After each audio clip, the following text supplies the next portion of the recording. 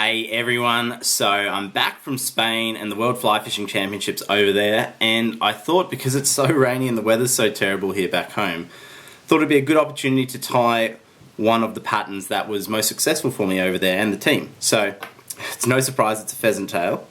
So let's set one up here. We've just got, it's a size 20 hook here. It's a jig hook, so it's more like an 18. 2.5mm silver bead, 2.3 and 2.5 definitely my best bead weights over there. So we've just got brown thread, and what we're actually going to do is we're going to tie that in and just leave the tag of the thread there because that's actually going to be our rib. Now I'm just grabbing some Coq de Leon here for the tail. I'm not too fussy as to how many of the fibers. Some people, swear by 3 because that's how many a mayfly has, but I'm not too stressed about that because you've got a whopping big stainless steel hook there, so how important really is the tail. But it looks nice, so we'll go for that. Trim this guy here. Now we're just going to wind all the way back down. Just going to keep pulling the thread, which is going to be like the equivalent of my wire because it's my rib, and the tail up so it stays on the top of the hook. One wrap behind so it kind of kicks it up.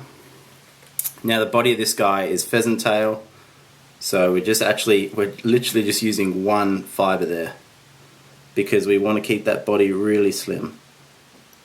So wind him on there, and now we'll wind this forwards. Now whichever way you wind your pheasant tail, just wind your rib the other way because that'll help lock it down. So after a few fish eat it, your pheasant tail kind of will start to break off a little bit, but the rib will hold it all together really nicely, and it's a really durable fly. Get to the front there, we'll tie the pheasant tail off.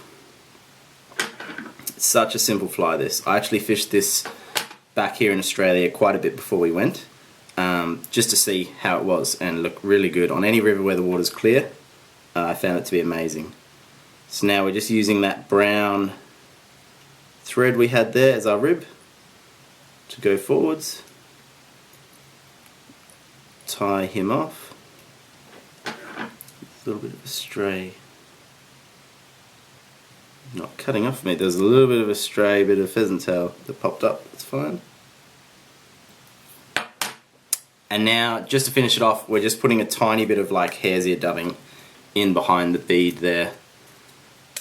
The reality is you could probably just tie it off as is and it'll be absolutely fine, but it's always nice to just kind of give it a little bit of a buggy look behind the bead.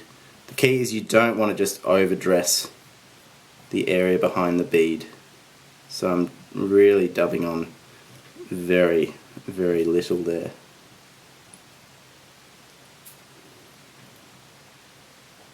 That's perfect. Now we're just going to grab a little bit of super glue, drop that along the line. You need so little of that. Couple of wraps and a half hitch. And that is our fly done.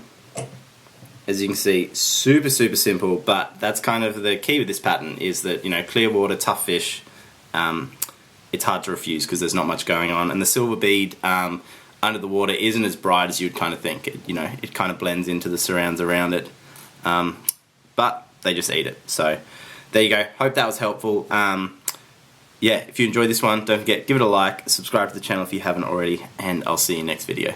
Thanks guys.